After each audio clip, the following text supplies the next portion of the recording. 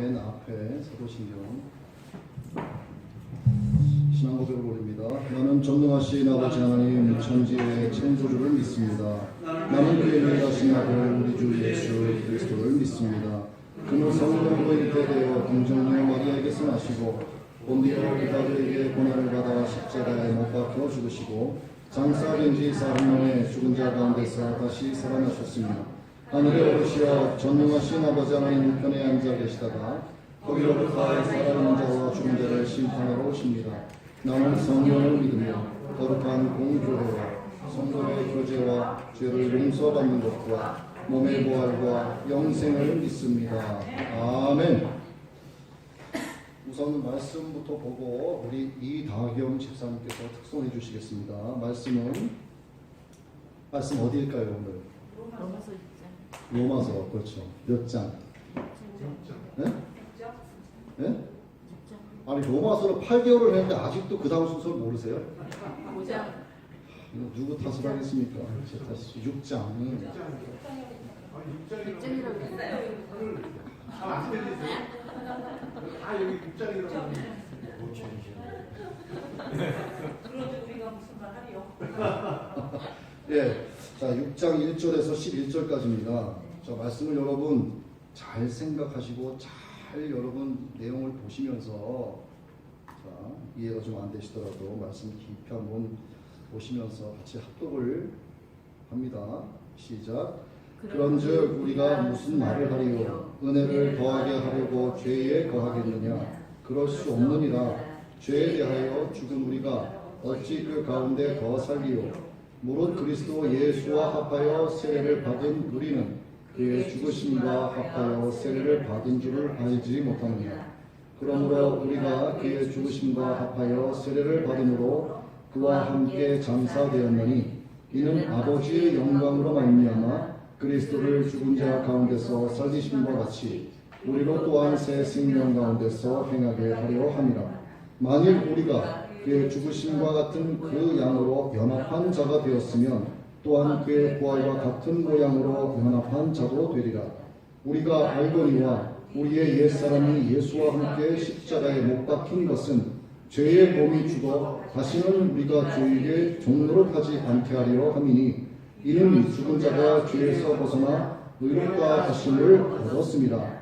만일 우리가 그리스도와 함께 죽으면 또한 그와 함께 살 줄을 믿노니 이는 그리스도께서 죽은 자 가운데서 살아나셨음에 다시 죽지 아니하시고 사망이 다시 그를 주장하지 못할 줄 알미로라. 그가 죽으심은 죄에 대하여 단번에 죽으시며 그가 살아계심은 하나님께 대하여 살아계심이니 이와 같이 너희도 너희 자신을 죄에 대하여는 죽은 자요 그리스도 예수 안에서 하나님께 대하여는 살아있는 자로 여길지어다. 네. 벌써 우리가 로마서를 한 지가 상당히 오래됐습니다.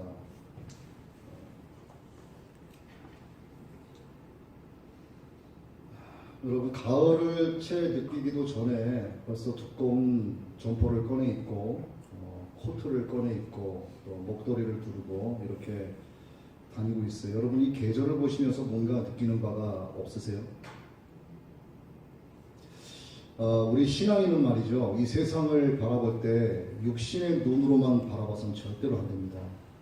모든 것을 영의 눈으로 해석할 수 있는 능력이 있어야 되는 거예요. 여러분들 그렇게 훈련되어지셔야 됩니다. 자, 가을이 가고 겨울이 예고하고 온 것이 아닌데요. 호련이 바뀐 것 같아요. 어느새. 그렇죠? 나무에 매달려 있었던 나뭇잎이 어느새 발바닥에 와 있습니다. 그렇죠? 그리고 이것이 이제 메말라가기 시작을 하는 거예요. 주님의 오심도 이와 같다라고 하는 걸 말씀드리는 겁니다. 우리가 1시간 전에는 시집가고 장가가고 밭을 메고 일을 하고 가족들과 함께 식사를 하고 그러고 있었고 운전을 하고 길을 걷고 있었는데 1시간 뒤 이 지구 자체가 아수라장이 될 수 있는 거예요. 주님의 오심이 호련히 이루어진다라고 하는 거. 남아있는 자들은 어떻게 될까요? 남아있는 자들은 떨어진 가을 낙엽 낙엽과 같이 되는 겁니다. 어느새 우리가 낙엽의 존재가 될지도 모르는 거예요. 여러분, 땅에 떨어지는 낙엽의 존재가 되어서는 절대로 안 됩니다. 네. 그러니 여러분 항상 주님의 오심을 기대하시고 주님의 오심을 바라보시고 주님의 오실 것을 의지하시고 그렇게 신앙생활을 하게 되시기를 바랍니다. 아멘. 자, 우리가 이제 로마서가 19번째예요. 벌써 19번째인데도 불구하고 이제 6장을 나갑니다. 그 사이에 우리가 뭐 선교지도 다녀왔고 또 우리 조순자 목사님께서 말씀도 전해주셨고 또 간간히 또 다른 말씀도 좀 전해드리고 이렇게 해서 왔는데 로마서를 시작을 했으니까 로마서를 완료를 해야 됩니다.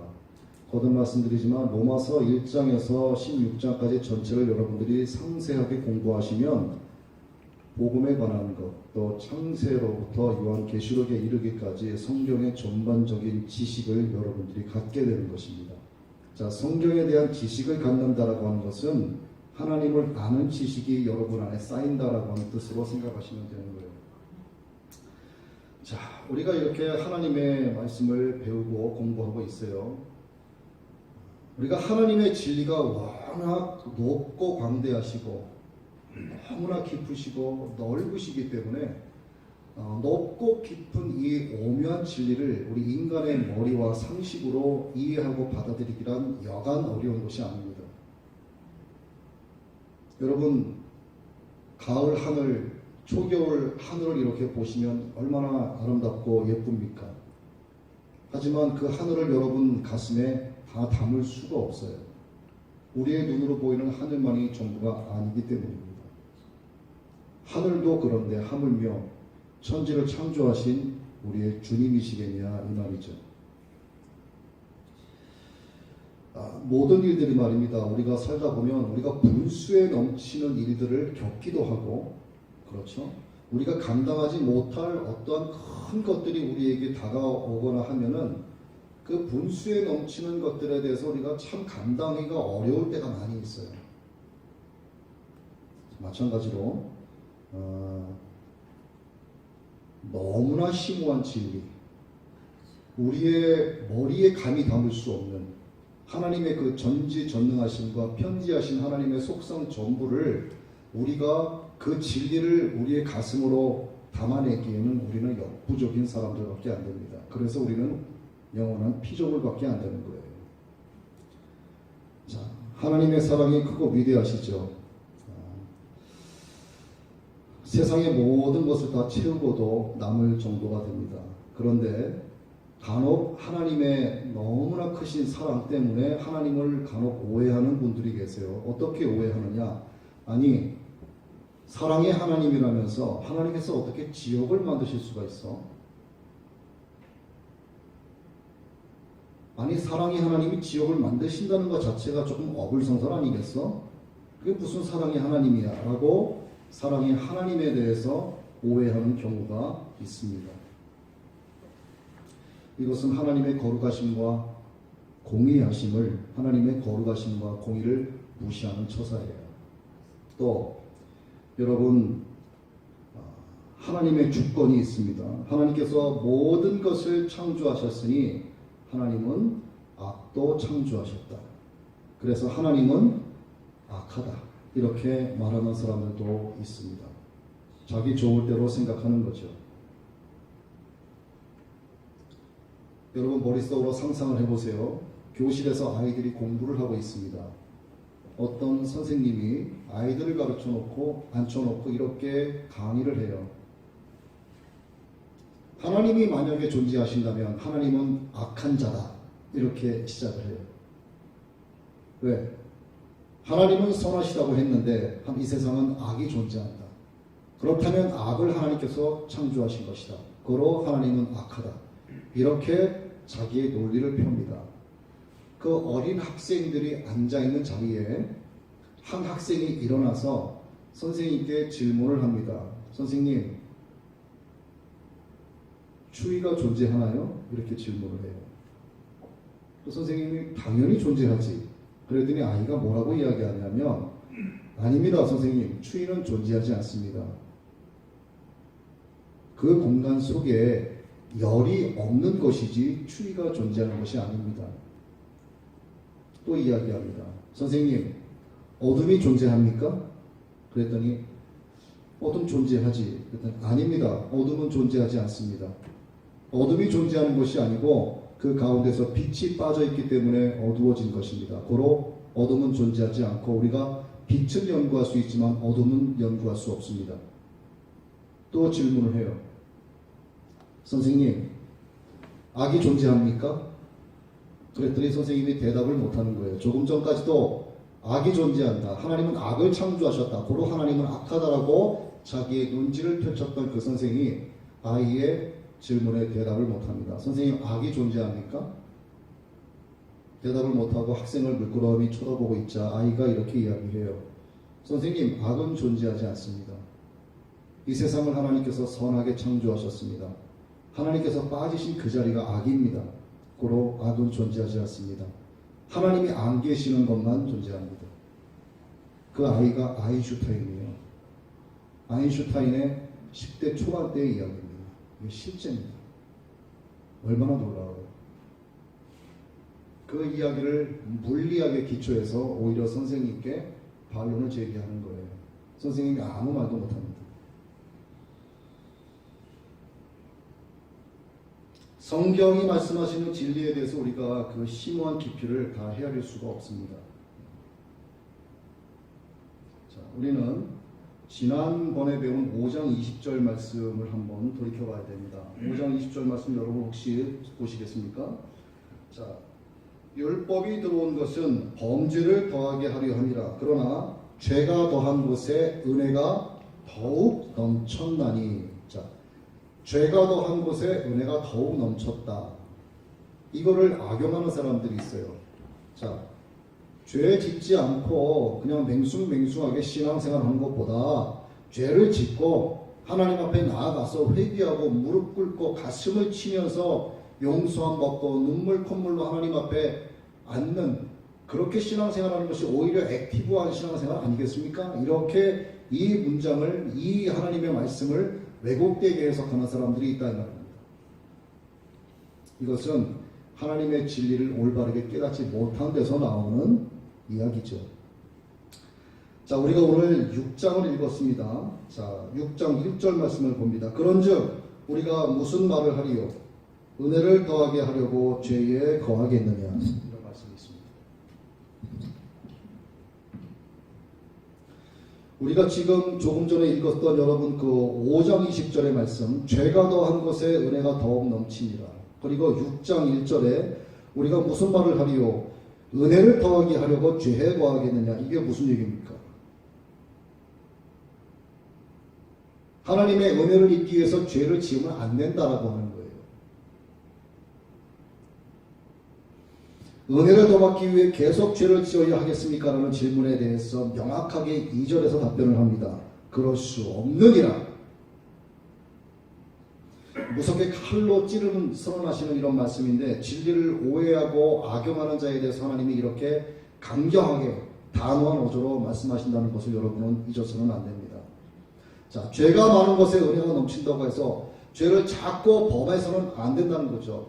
우리가 죄에 거할 수 없는 이유가 바로 6장 1절 2절에서 나오고 있습니다. 그 이유가 더 상세한 것이 2절 중간에 나옵니다. 죄에 대해서 우리가 죽었기 때문입니다. 자, 우리는 죄에 대해서 죽은 사람이기 때문에 죄에 거할 수 없다라고 말씀하고 있어요. 여기서 말하는 죽음은요, 한 번 죽은 죽음이지 이미 과거에 죽은 죽음이지 우리가 날마다 하나님 앞에 회개하고 죄를 범하고 또 회개하고 하는 그런 걸 이야기하는 게 아니에요. 우리가 과거에 한 번 죽은 것을 이야기합니다. 죽었다라고 하는 것은 두 가지가 있어요. 여러분, 두 번 부정을 하면 긍정이 되죠. 그렇죠? 자, 하나님께서 우리를 선한 사람으로 창조하시고 생명이 되게 하셨어요. 그리고 불순종으로 말미암아 우리는 죽은 자가 되었습니다. 맞습니까? 죽은 자가 된 존재에서 우리가 예수 그리스도를 믿음으로 또다시 육으로 죽은 자가 되었어요. 그러면 우리는 영적으로 죽은 자입니까? 산자입니까? 산자가 되는 거예요. 생명 상태에서 우리가 죄를 범함으로 말미암아 죽은 자가 되었어요.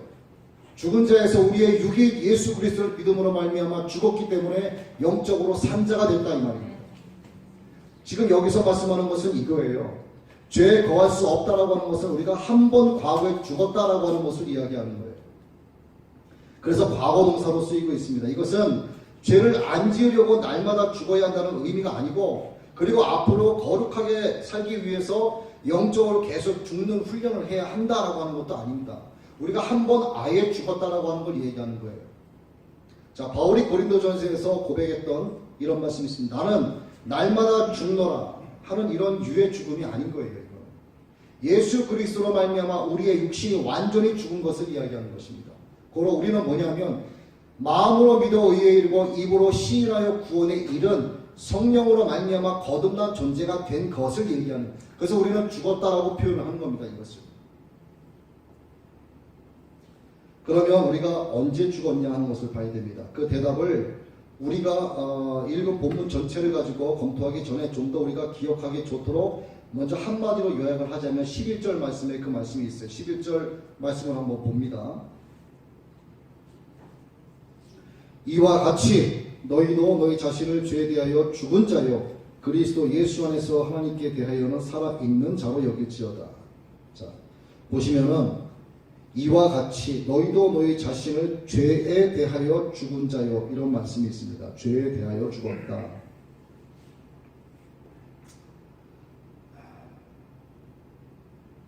이 말이 함축하고 있는 것은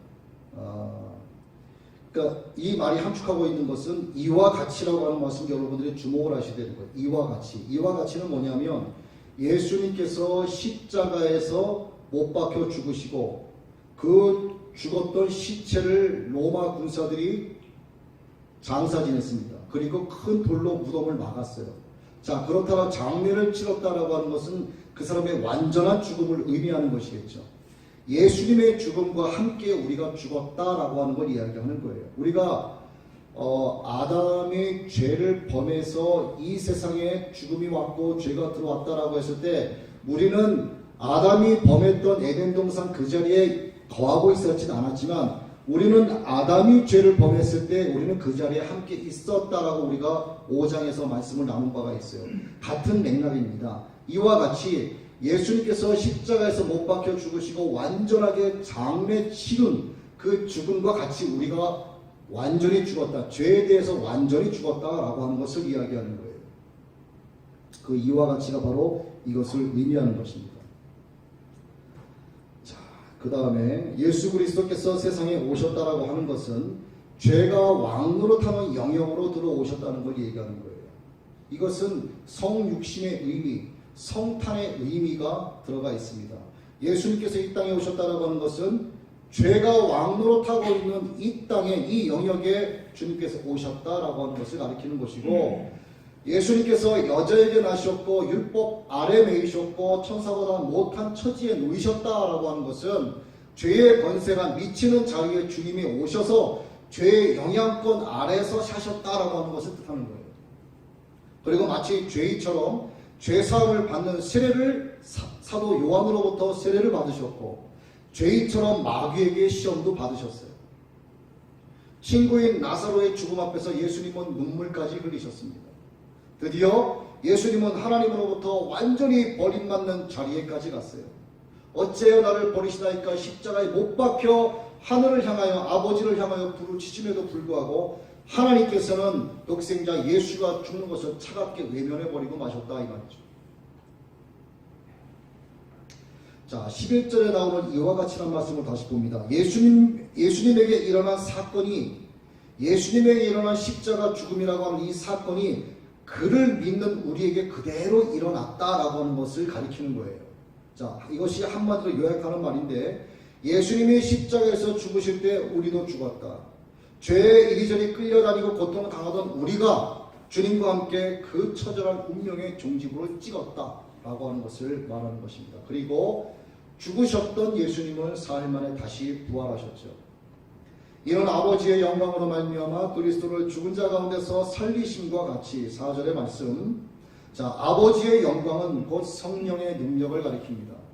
성령의 능력이 예수님을 죽음에서 일으켰다는 얘기예요.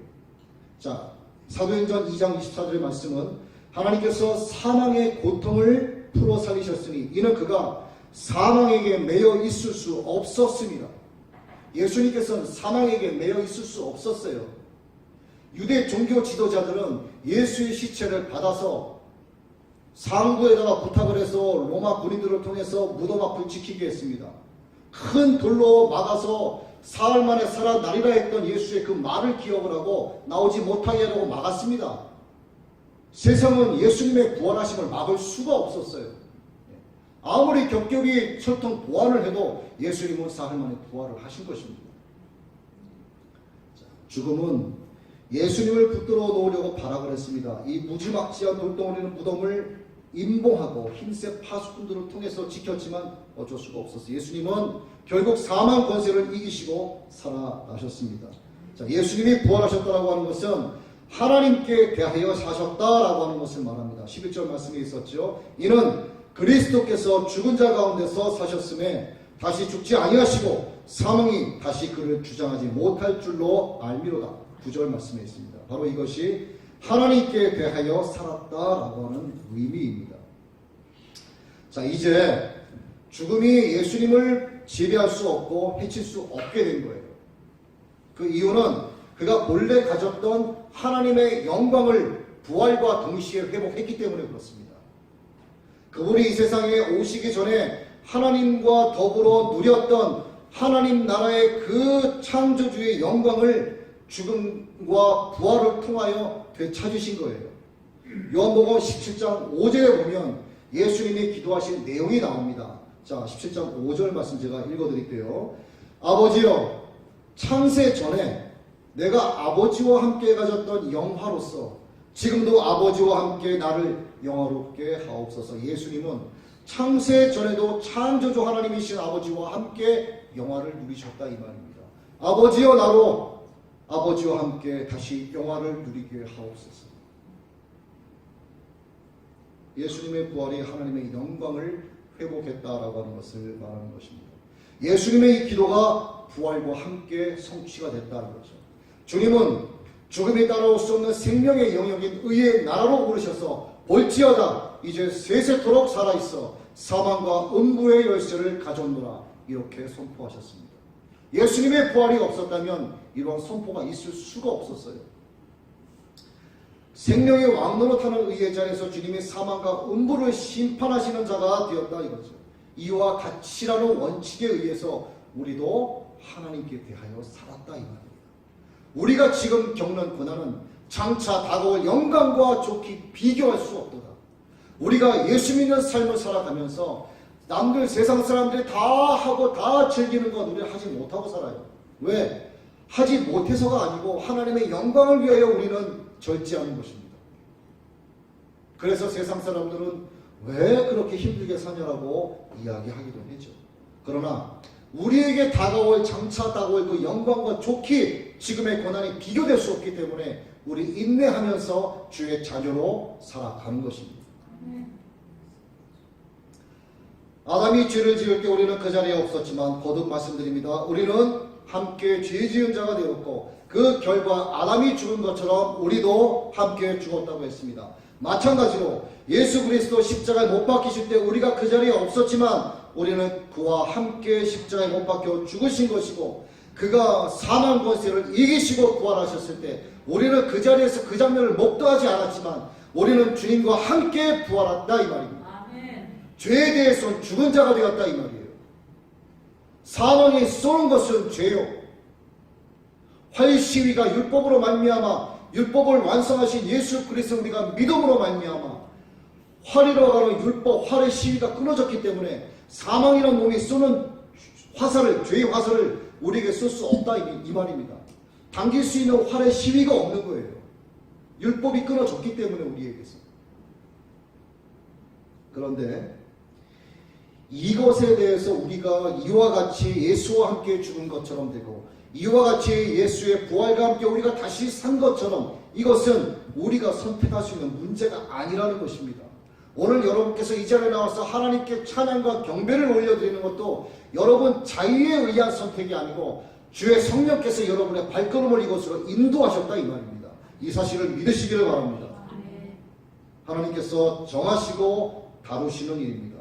우리를 아담 안에서 부르신 것처럼 우리를 예수 안에서 부르시고 그의 죽음과 부활을 우리의 죽음과 부활로 간주해 주셨다 이 말입니다. 이것은 전적으로 하나님의 결정하신 일이죠. 우리가 이거를 이해할 수 없다라고 해서 거짓이거나 꿈인 것이다 이렇게 오해해서는 안 된다라고 하는 것입니다.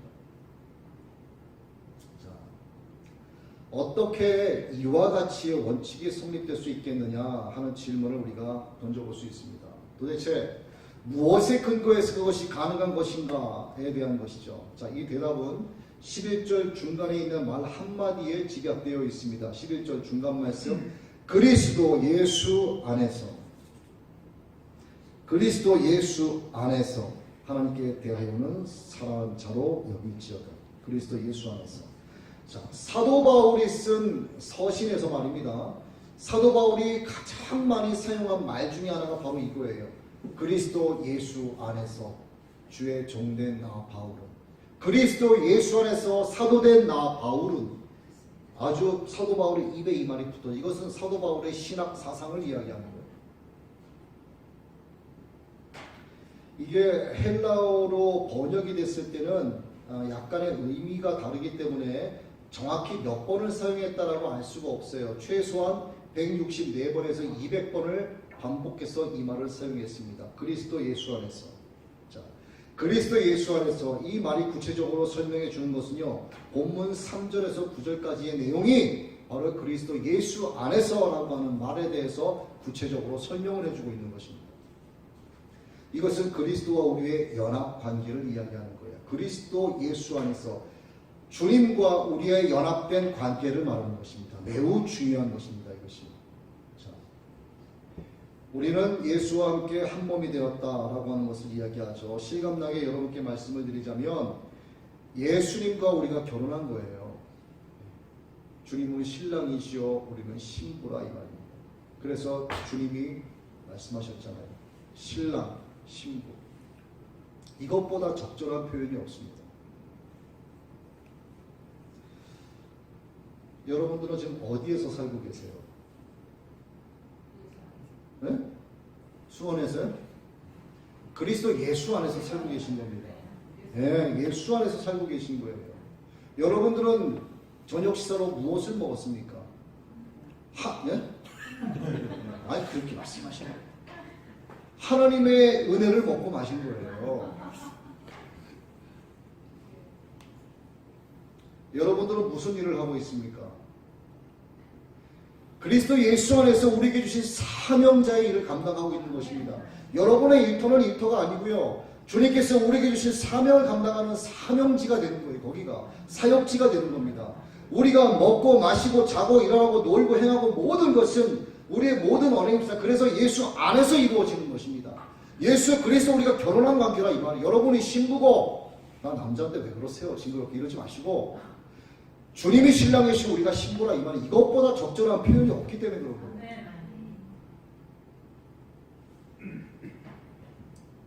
제가 딴 데 가서 이 말씀을 드리니까 전 이혼했어요. 뭐 이렇게 얘기하고 살아보면은 또 달라지겠죠. 뭐 이렇게도 이야기하는데 말씀을 아직 말씀의 어떤 그 기반에 잡혀 있지 않은 분들이 이제 그렇게 또 받아들일 수도 있습니다. 영적 결혼을 이야기하는 것이죠. 자, 또 볼까요? 자, 4절 말씀을 보면 우리가 그의 죽으심과 합하여 세례를 받음으로 이 말씀이 나옵니다. 세례를 받음으로 그와 함께 장사되었나니 이 말씀이 나와요. 자, 우리가 그의 죽으심을 본받아 연합한 자가 되었으면 5절 말씀이 이어서 나오죠. 자, 3절 4절에는요 합하여 세례를 받았다 이렇게 표현되어 있고 5절 말씀에는 본받아 연합했다 이렇게 기록이 되어 있습니다. 자, 합하였다 5절에서는 본받아 연합했다. 자, 본받아 연합했다라고 하는 이 표현은 합하여 세례를 받았다라고 하는 말을 좀 더 구체적이고 액티브하게 해석해서 표현한 것입니다. 접붙임받은 가지라고 볼 수가 있어요. 나무 가지를 잘라서 다른 나무에 접붙임하지 않습니까? 그거를 의미하는 겁니다. 자, 6절에 또 이렇게 기록되어 있죠. 옛사람이 예수와 함께 십자가에 못 박힌 것은 예수의 죽음이 우리의 죽음이 되고 그의 부활이 우리의 부활이 될 수 있었던 근거가 무엇이냐?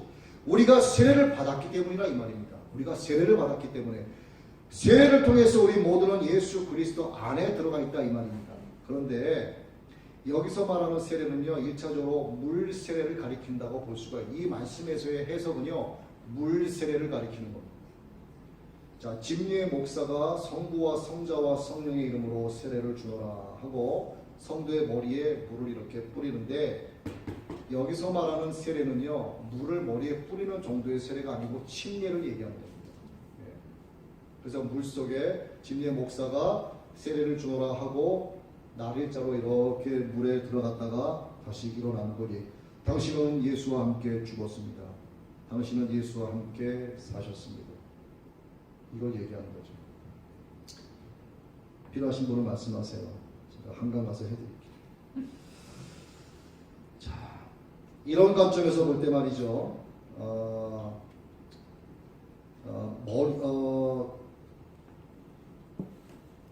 그러나 우리가 유의해야 될 점이 있는데, 이 세례에서 유의해야 될 점은 뭐냐면, 물 세례라고 하는 이 형식이 우리를 예수 그리스도와 연합하게 하는 것이다 라고 생각해서는 안 된다는 거예요. 자, 그러면은 나는 마음으로 예수님을 믿고 입으로 주님을 믿습니다 라고 영접을 했는데, 나는 세례를 받지 않았기 때문에 나는 그리스도와 연합한 삶을 살지 못하는 존재이네 라고 생각할 수 있는 거죠. 그게 아닌 거예요. 그렇지 않다는 얘기입니다.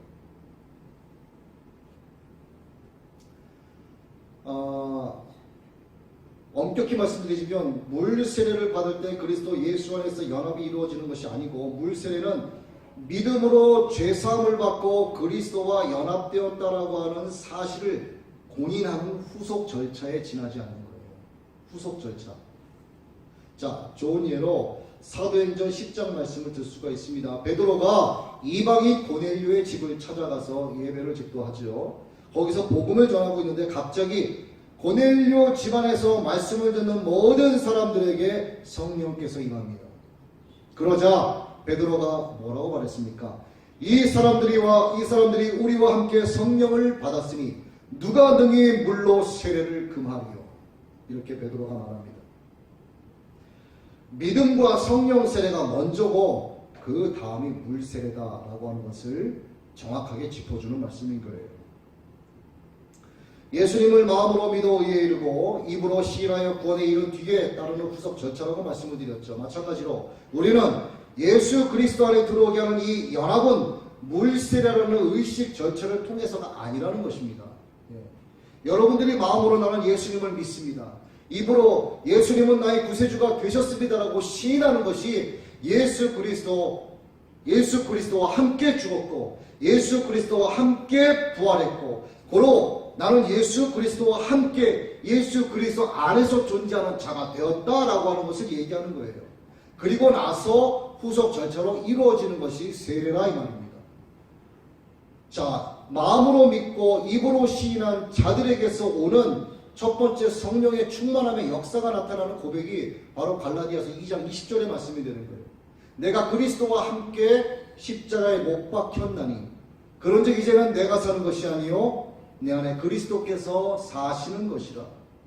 그러므로 내가 육체 가운데 사는 것은 나를 사랑하사 나를 위하여 자기를 버리신 하나님의 아들을 믿는 믿음 안에서 사는 것이라. 예수와 함께 죽었고 예수와 함께 다시 산 우리들, 이것이 바로 11절에서 말씀하시는 이와 같이라고 하는 거예요.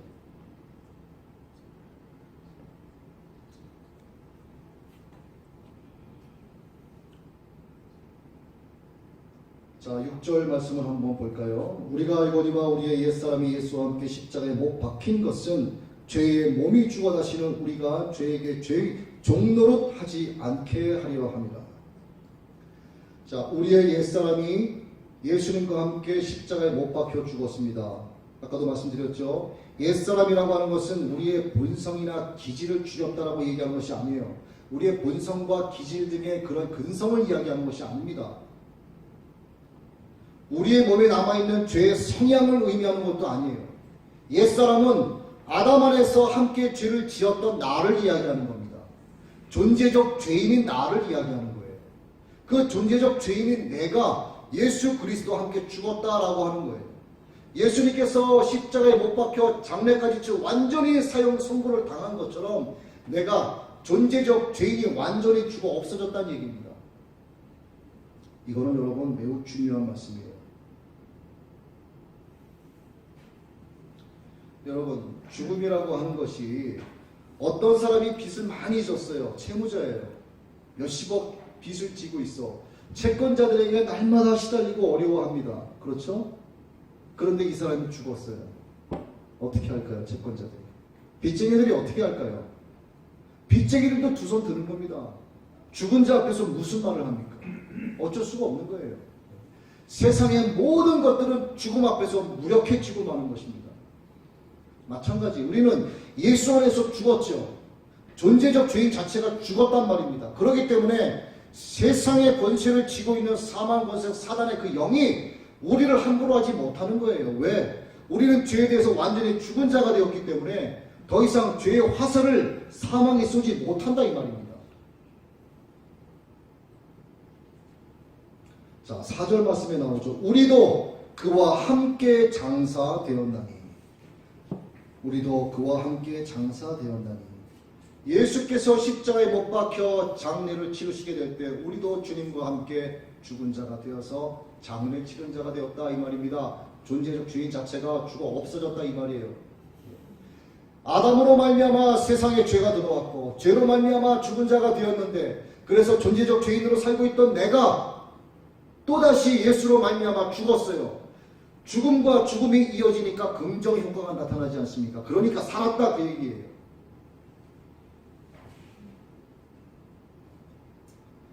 그 결과 우리는 죄의 통치로부터 자유를 얻게 된 것입니다.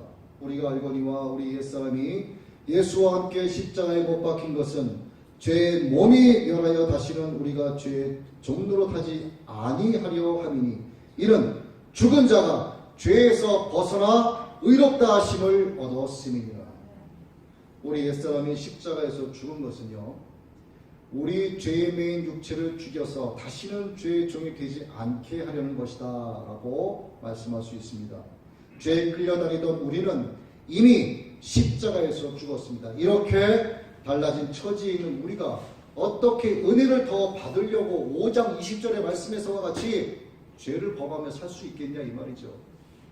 어떻게 은혜를 더 받기 위해서 그것을 악용해서 죄를 짓는 자리에 자꾸 갈 수 있겠냐 이 말입니다. 의도적으로 그래서는 안 된다는 얘기죠. 살다 보니 어쩔 수 없이 죄의 무력감 때문에 육의 약함 때문에 우리가 죄를 범할 수는 있습니다. 하지만 여러분 그 죄로 말미암아 요동치시면 안 되는 거예요.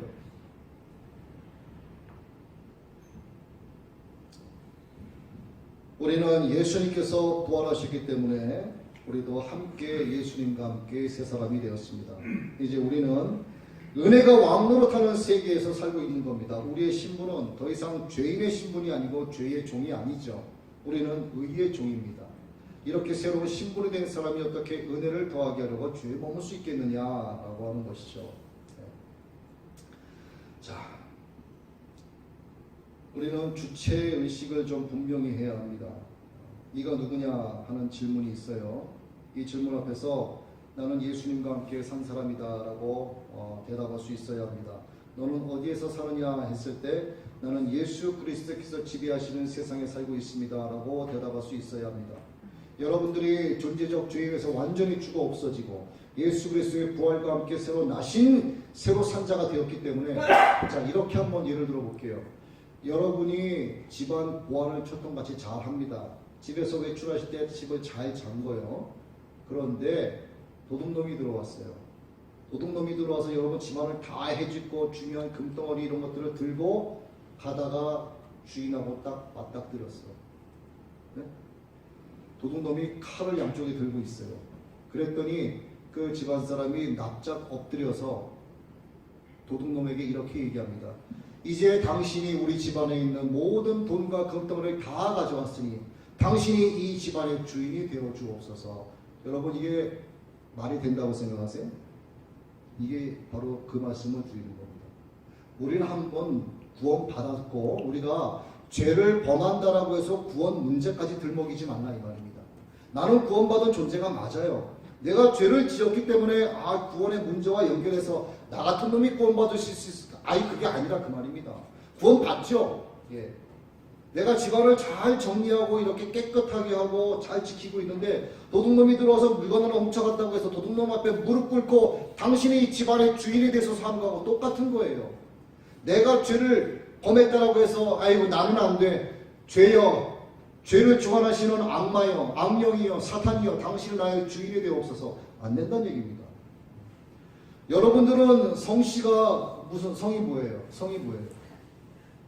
곽씨. 곽씨 다 이씨 김씨 막 다 다른데 우리는요 성씨가 죄씨 원래가 존재적 죄인이기 때문에 죄씨로 살았어요. 죄씨로. 그런데 예수 그리스도로 말미암아 살았죠. 의로 말미암아 산 겁니다. 그럼 우리는 성이 뭐가 된 거예요? 네? 죄씨에서 무슨 씨로 됐냐니까? 의씨가 됐다니까요. 아니면 하씨가 되든가 예씨가 된 거예요. 네? 하나님 하씨가 되거나 예수님 예씨가 된 거예요. 여러분 죄씨가 아니라 이 말입니다. 네? 도둑놈이 우리 집안에서 금덩어리 훔쳐간다고 해서 걔가 우리 집안의 주인이 될 수 없는 거예요. 내가 구원받은 존재인데 내가 하나님의 자녀로 살고 있는데 그리스도인으로서 내가 기쁘게 살아가고 있는데 내가 어쩔 수 없이 육신의 약함 때문에 죄를 범했다라고 해서 나는 구원받을 수 없는 존재야. 이제는 죄가 나의 모든 것을 주관하소서 할 수 없다 그 말입니다. 그래서 하나님께서 우리에게 주신 게 뭡니까? 날마다 믿음으로 은혜의 선 자리에 들어감을 입었다라고 하는 5장 11절인가 12절의 말씀인 거예요.